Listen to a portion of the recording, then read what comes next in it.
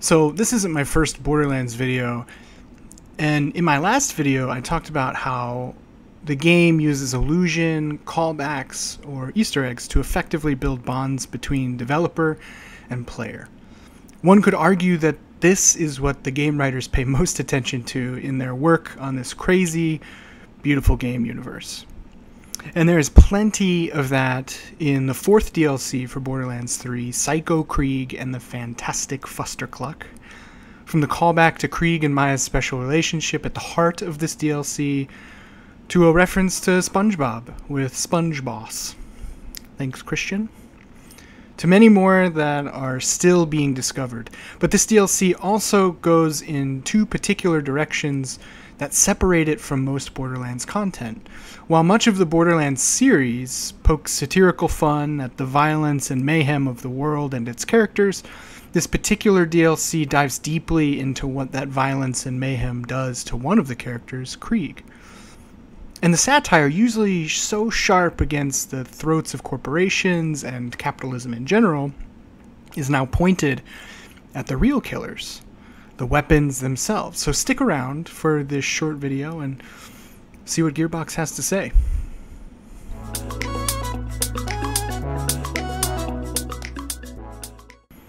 To begin with, I'll say that the premise of this DLC is among the best Gearbox has ever produced. An intriguing take on what makes a psycho a psycho. Psycho Krieg and the Fantastic Fustercluck examines PTSD, love, companionship, the manner in which we all protect ourselves from emotional and physical violence, and the ways in which we hide our true nature from ourselves, especially in a violent, chaotic world.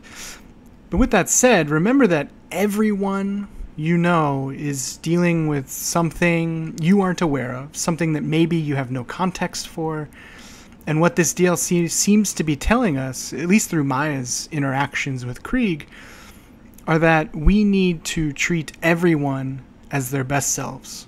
It's possible, and you can do it, even in a crazy world. And so in this description box, you can find a few resources if you or someone you know is struggling with mental health issues. But that's not exactly what I want to talk about in this video.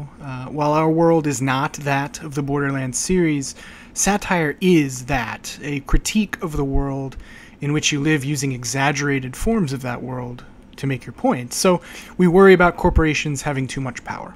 In Borderlands, corporations run everything.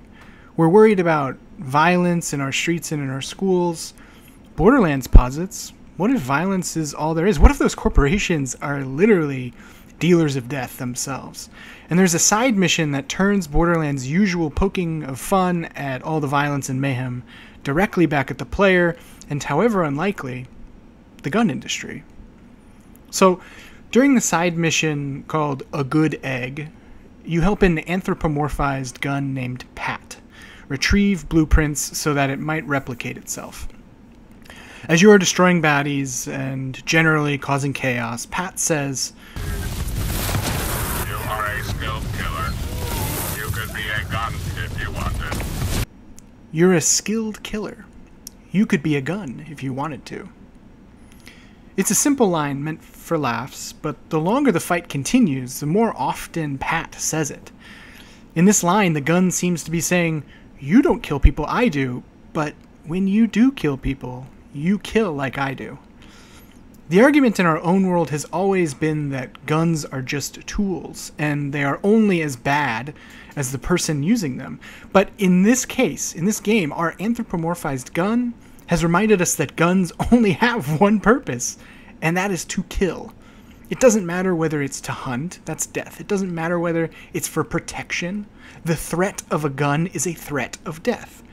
The argument of weapon as tool falls apart if the tool has just one function and it is used always as a tool for that function.